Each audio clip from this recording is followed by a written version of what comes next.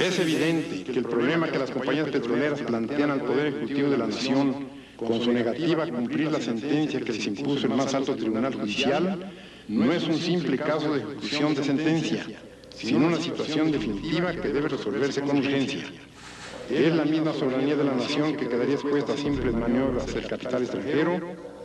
Se trata de un caso evidente y claro que obliga al gobierno a aplicar la ley de expropiación en vigor, no solo para someter a las empresas petroleras a la obediencia, sino porque habiendo quedado rotos los contratos de trabajo entre las compañías y sus trabajadores por haberlo así resuelto las autoridades del trabajo, de no ocupar el gobierno las instalaciones de las compañías, vendría la paralización inmediata de la industria petrolera, ocasionando estos males incalculables al resto de la industria y a la economía general del país.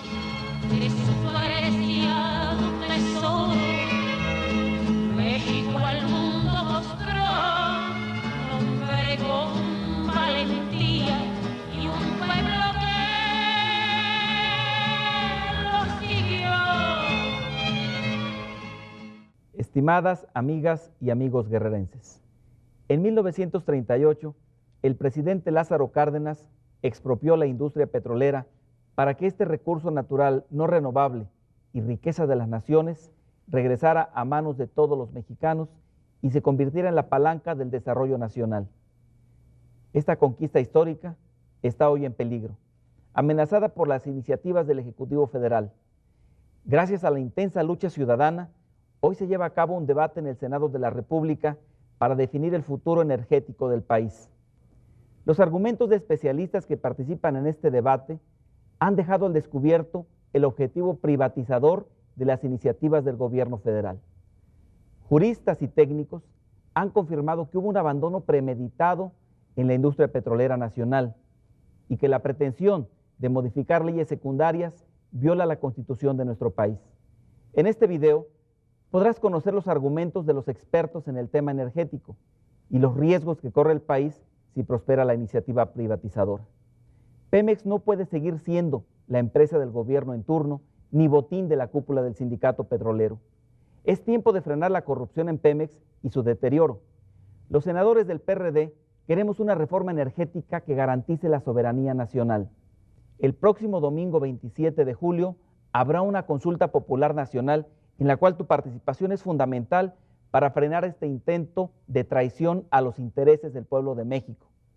Como guerrerenses debemos participar y expresar nuestra opinión ese día. Ahora escuchemos la opinión de expertos juristas y técnicos sobre la situación en la que se encuentra Petróleos Mexicanos.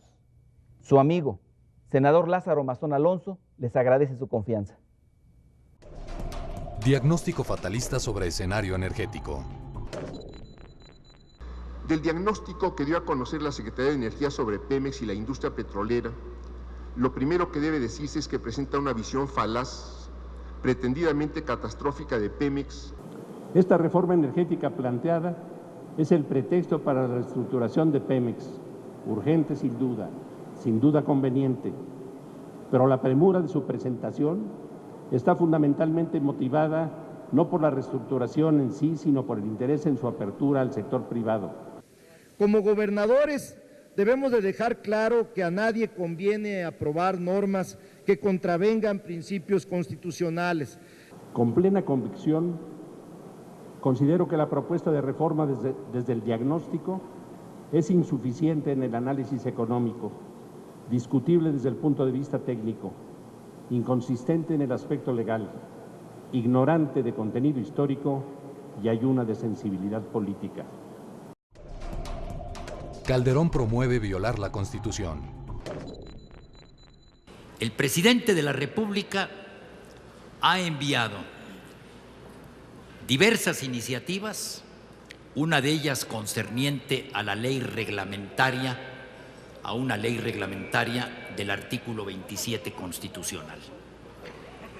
Y yo sostengo, como abogado, como jurista, que el artículo 6º de esta ley reglamentaria viola flagrantemente la Constitución y por ende es anticonstitucional. Aquí la víctima de este debate ha sido el artículo 27, Dicen que no lo entienden, dicen que es poco claro, dicen que no dice lo que quiere decir y dicen un montón de tonterías que a mí me hacen concluir solo una cosa: o no saben leer, o no saben español, o no saben derecho, o nos quieren engañar. En materia de áreas estratégicas, a su cabeza se coloca al petróleo y a la electricidad. Cualquier reforma que pretenda que un área estratégica fundamental admita la intervención directa o indirecta de particulares, en mi opinión, debe ser considerada como inconstitucional. Estas iniciativas no proponen nada respecto a la corrupción del sindicato petrolero, ni respecto a la corrupción entre la alta burocracia con Pemex y los contratistas. Considero que se privatiza porque se entregaría a inversionistas nacionales, pero principalmente extranjeros, fases o partes de la industria petrolera que han estado reservadas al sector público. En los contratos de desempeño, implican estos contratos de desempeño compartir los beneficios de la explotación de los recursos. Son una suerte de contratos de riesgo que quedaron prohibidos desde la reforma constitucional de 1960. Si una ley secundaria corrige la ley suprema, quedaría en riesgo todo el orden constitucional. Una mayoría simple podría dispersar la obra acumulada por sucesivos cuerpos constituyentes. Es evidente que las iniciativas de ley propuestas por Calderón son violatorias de la Constitución y obedecen a los intereses creados que desde la expropiación del petróleo han estado en acecho para consumar el gran atraco de la privatización de la industria petrolera nacional.